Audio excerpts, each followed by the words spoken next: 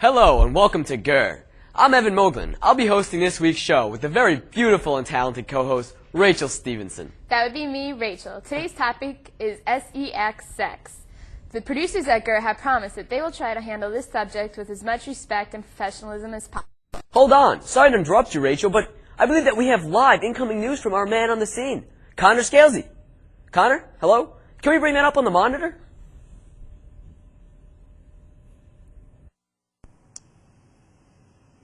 Hi, Mike and Evan. I have some late-breaking news for all you Grrr watchers tonight. I'm here live at a local university where an outbreak of a new and terribly stinky disease has left Towson community and university breathless. As you may know, local hospitals have been filling up, overwhelmed, as new cases are found daily. The only information that we here at Grrr have been able to gather is that doctors are calling this new disease RC infection. While in most cases it is proven to be non-lethal to humans, it has been proven to be fatal to small pets or animals. It is suggested that any acts that may involve animals not be taken to ensure their safety. Mike? Evan? Towson University students who have any contact with those who have contracted RC should be well aware of the terrible risks involved in initiating any intimate situation with them. The campus and local area has been listed #1 in the nation, so all of you watching at home take extra precaution. As a safety measure, Towson University students are encouraged to carry certain items with them on a daily basis, including saran wrap, rubber gloves, nose plugs, and/or gas masks. If you are unable to acquire these items, a certain rudimentary procedure can be undertaken in the presence of someone with RC, as I will demonstrate for you now.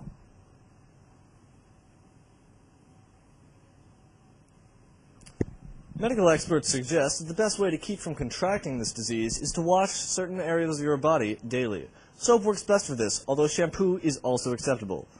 If someone you know contracts RC, it's best not to initiate any intimate contact with them for at least 24 hours. The disease is not contagious, but these steps are suggested for the sake of the relationship. Anyone who is infected should try to cover the odor by any means necessary. We suggest deodorant, car deodorant, or in extreme cases, household cleaner. Lemon lime works best. Live from Towson University, this has been Connor Scalzi for Grrr. Have a nice day and try and stay healthy, clean, and smelling lemony fresh. Back to you in the studio. Thanks, Connor, for that informative report. By the way, Rachel, I didn't know how much you and Mike Pallador look so familiar. Anyway, let's move on.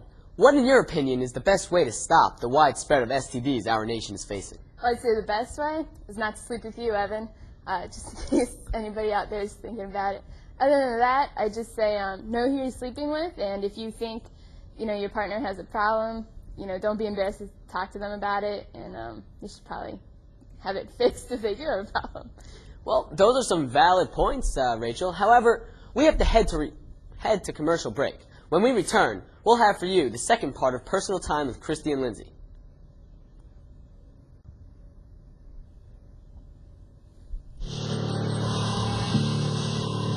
This year TU is exploding into the A-10, facing competition like Delaware, Villanova, Northeastern, William & Mary, and it's tougher than it's ever been before. Our boys are going to be fighting hard down on the field, but they can't do this alone. That's where the T unit comes into play. So when it comes time for game day, suit up. All the yellow and black you can handle. I'm talking body paint here, people. We need you here at Towson University on game day. With everything from tailgating to live bands to tons of free stuff, it's more fun than you should even have on campus on a Saturday night. And I'll see you at the game. We're back, and so is the second part of Personal Time with Christy and Lindsay. Let's roll the clip. Children, come to story time. It's story time, yeah? Alright. Come sit. Story time. Oh. I gotta... Exhibit A is our naked chair. Yep, naked chair. This is pride and joy. And People get naked in this chair all the time. Yes, hello! People get naked in here! that's where it's carrying on this week. Oh yeah, because once I ran around here naked. Yeah, so Esther. See, I was taking this. Oh, there's all my underwear out. Okay.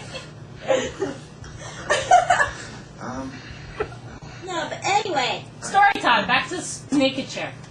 Yeah, hold on. And naked in the room. And it hasn't been cleaned. It hasn't been cleaned at all since the naked chair. I was trying to make it sound better. Come on now. Oh, see, I don't care. Very well means wiping naked ass on it to try and wipe up ass. Yeah.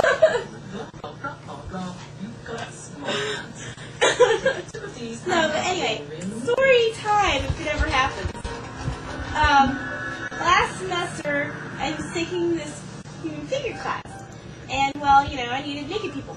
So, you know, I'd go around where I work and ask people if, you know, they could get naked or, you know, just friends and stuff. And well, she always was excited about it, and I was like, hey, I need a draw. She was like, okay, I'm ready. Yeah, I sometimes had to go, come on, Lindsay, it's naked time. Get it. Get started. Yeah. Because she was all slow and stuff. And stuff, yeah. Fine. So, okay, kitties. Here's our story about nudity today. this young lady. Well, we were having like basically a naked party at the end of the semester because we had a whole bunch of pictures to do, and Not we, you did. well, I'm including art majors. Okay. And Which comes sooner or later. Brown. So oh yeah, first she had to get her lap around, and I was that's right, I was timing you. Yeah. See the best time on the naked lap. Yeah, that I can run around. Mind you, she's not drunk at this time. I This never is get all- drunk. Yeah, this I is like all being. real. I just like being naked. But Okay, finish. so she Take takes forever. Well, you finish the story. No. So she takes a lap around, comes back. 16 seconds the second time. seconds.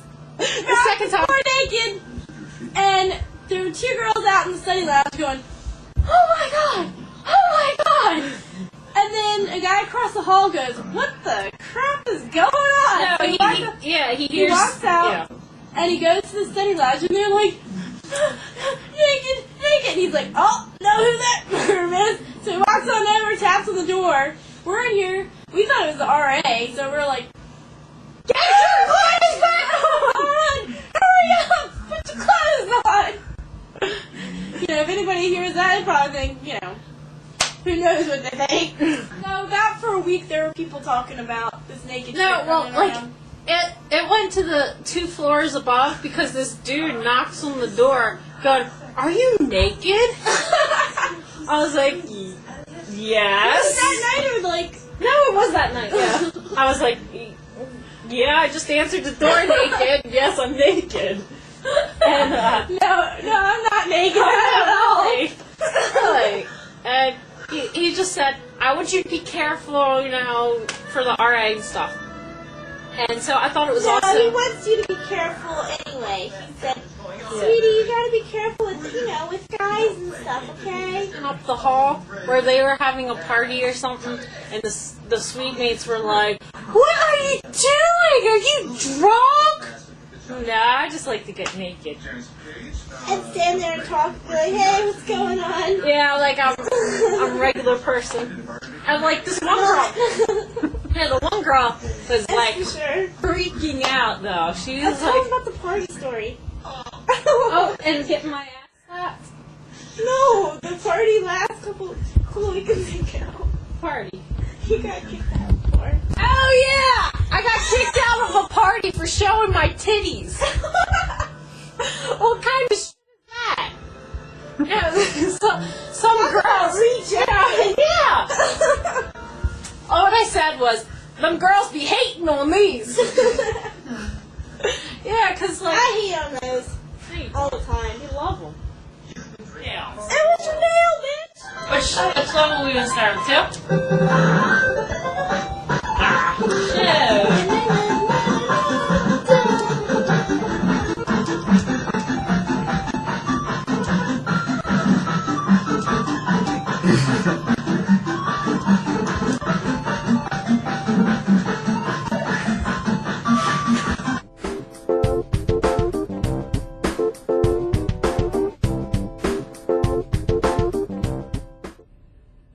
Once again, it's time for another commercial break.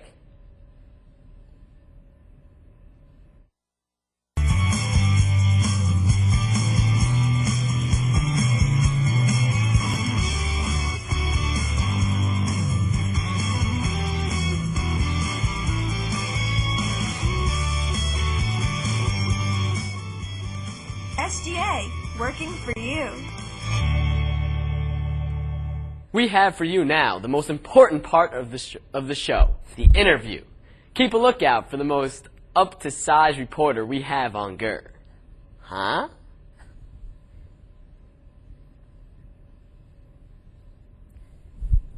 Hi, my name is Evan Moglen, and today I have joining me the lovely and beautiful Carly Whitlock, on hand today to talk about sex. It's an interview, of course.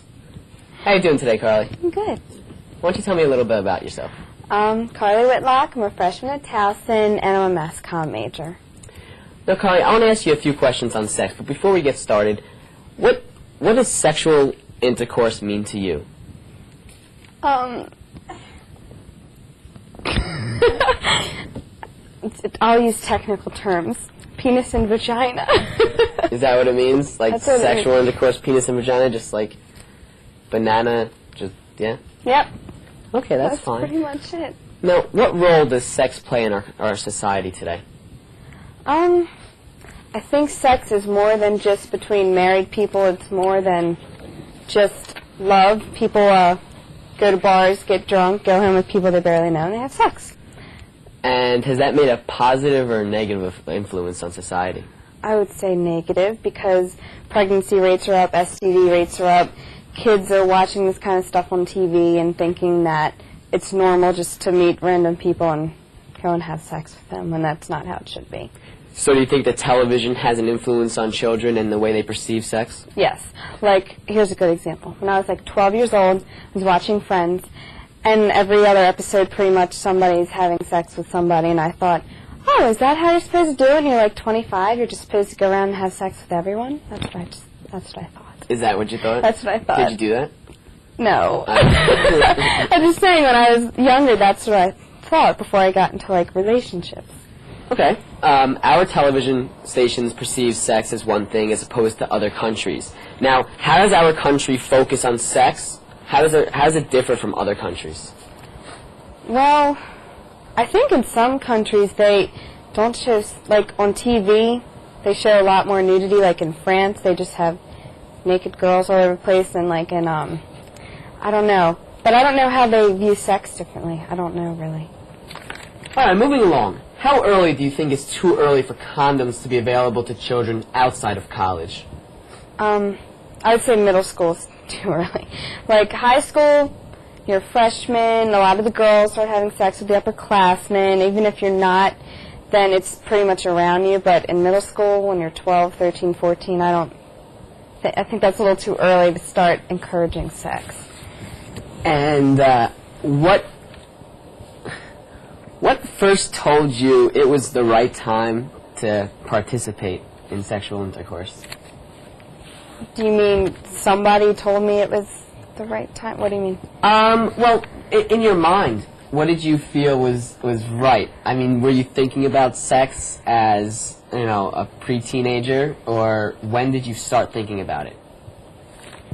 Like, seriously considering it. Uh-huh. I was with my boyfriend that I met in high school, and we were together a couple months, and everybody else is kind of doing it, and you know, do all the other crap, and you just want to see what it's about. So you figure I'm with this guy, I think I love him. Well, you know, looking back, That's what love was. probably didn't, Yeah. but that's what I felt at the time, so. But do you regret your decision now that you have already done it in the past? No. No. No. How old were you when you lost your virginity? 15. 15? Do you 15. think that was an appropriate age? Like when I go back and I tell my kids ask me and I say I was 15, it seems a little young, but I felt like I was ready or whatever. Mm-hmm. There's some people like having sex at 13, so I think that's 13 years 13. old. Wow, I don't think I went through puberty yet. I don't think you did either. Is there enough sex education in schools? No, they try to educate us about abstinence, and there's enough of that, but they have to kind of be real about it, that kids are going to do it anyways, so tell us about STDs and safe sex, and that you should kind of love somebody or think you love somebody before having sex with them, get to know them, get tested, whatever. So it's sort of a false impression they give you? Yeah, it's like they're kind of ignoring the fact that we're just going to do it anyways, so they should just accept it. Say, talk to your parents, girls, get on birth control, whatever, be safe about it. Now, some schools offer condoms to students, but my school personally did not offer condoms because they thought it would influence students to have more sex. Would you feel that it would be a better idea to supply the students with condoms, or keep them away from condoms to think that they'll be more absent without? Like I said, you're going to do it anyway, so why not make it safe? Don't make them pay for it. Right. Okay, I like that. Exactly, because teenagers don't have a lot of money, they don't work, they're cheap. You don't want people reusing condoms or not using them at all. That could be a problem. Now, do some school environments or activities encourage sex, maybe? I would say the only thing I think that kind of does would maybe be prom, just because of the media's influence, like, American Pie, Leave Sex by Prom Night, whatever. But in my school, personally, it wasn't a big issue, like, oh, I'm going to ask so-and-so to prom so I can get with her. So I would say that's the only thing, but it doesn't directly encourage it. It's more what the media encourages it. Do you feel that, aside from just the newscasters, but the movies are encouraging students, such as all these high school and college movies coming out, such as American Pie, Road Trip, do you think they encourage sexual contact? It definitely puts it more out there. It makes them want to talk about it more, maybe pretend they're doing it more. But like I said, kids you're gonna do it, so that just kind of makes everyone talk about it a little more. Do you think that children are having sex at younger ages since you were younger, maybe 10 years ago? Yes, it's actually kind of scary. I could tell a difference from when I moved from middle school to high school. I have a younger sister, and when I was in 6th grade, I didn't even know what giving head was. Am I allowed to say that? That's fine. Okay. I didn't even know what that was, and then my sister comes home, 3rd week of first year of middle school, and it's like, so-and-so gave so-and-so head, and it's like, I didn't even know what that was. So, yeah, I could tell even, in 5 years that it changed. What do you think has made this huge change? I have no idea. I guess the media. Is that what sex is for, though? Sex releases stress, but it can also add stress to your life, too. Through sex, I hear it's 10 times the strength of a painkiller. Really? Mm-hmm. What are your thoughts on that? I completely agree. She enjoys her sex, ladies and gentlemen. That was very enlightening. But do you agree with the media's influence on sex? Indeed I do, because I really think that the media has a lot to say about what goes on in a child's life, or even an adult's life for that matter, and the influence that TV has on these people is so powerful that when you see something on a show, it really makes you want to go out and do it that much more. So now that that Carly says that, like the real world, they make the whole show about hooking up with somebody, I know that makes me want to go out and hook up with somebody. What about you, Rach? You know what? Actually, yeah. I thought so. Anyway, on the subject, we have a PSA that was shot and made by WMJF, but due to the powers that be, was never allowed to be aired. We at Grrr thought that it was important to get this message needed to you, the viewers. So here it is, never before seen and bared from TV for the PSA of the Harry Muffin Institute. Hi, I'm Michael McPherson. You may remember me from such skits as Unsafe Walk and Crossfire. Boy, those shows were a lot of fun, weren't they? But I'm here today to talk to you about something that isn't fun at all. In the U.S. alone, there were roughly 4 million cases of abuse in the past year. Think that's a big number? Well, it is. But there were over 15,000 million instances of self-abuse, most of which went unreported. Self-abuse is the most common form of abuse, and has the highest percentage of repeat offenses once a pattern of molestation has been established. While the majority of self-abuse is domestic, be aware that it could occur anywhere from the workplace to your favorite vacation spot. Even places you think of as a safe are potential locations for self-abuse. I was a victim of self-abuse for over 10 years. I don't know why I never contacted the police. I guess I felt ashamed, embarrassed. I just kept thinking, it's all my fault.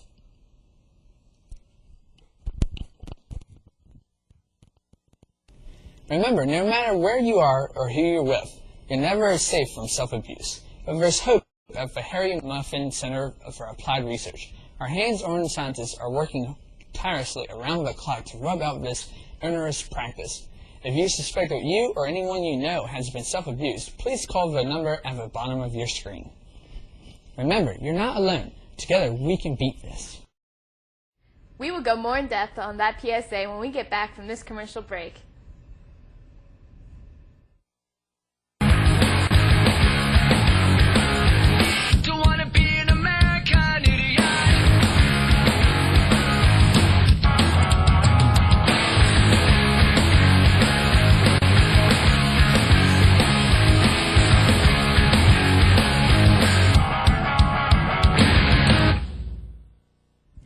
Evan, what were your thoughts on the PSA we just watched? Well, to tell you the truth, Rachel, I've never seen Mike so serious in my life. It really made me feel a lot safer to know that Mike has the tenacity to talk about what he did, and I really feel that it was very informative.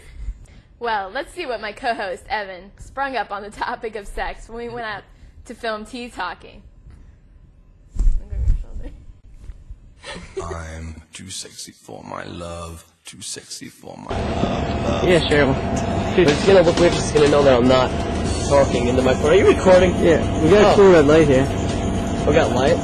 Alright, that's cool. I'm not really talking into this microphone because it didn't really work. So this week we're gonna pretend like we have a microphone and pretend to be cool, and so it doesn't look really awkward to the people we're interviewing. But as if it's not going to be awkward now because we're interviewing people about sex, one topic that I personally love, but we'll find out what people have to say about it, and then we'll get back to you because I'll tell you one thing, sex is a very uncomfortable topic for a lot of people. So we're going to go room rating and find out what people have to say about sex. Come on.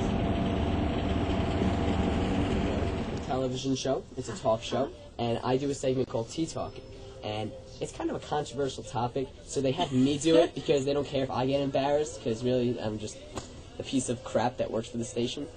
So if you could make my job easier, Krista, and just elaborate on what your thoughts of it are. There's so much to talk about. Well, I think it's a big responsibility that should be taken seriously, and we're in the middle of an interview here. You come in. So what do you think about it? What do you think about sexual intercourse? Come on, I think it's great. Okay. What's your thought on sexual intercourse? It's great. What about sex? What about it? You tell me about it, buddy. It's a wonderful thing.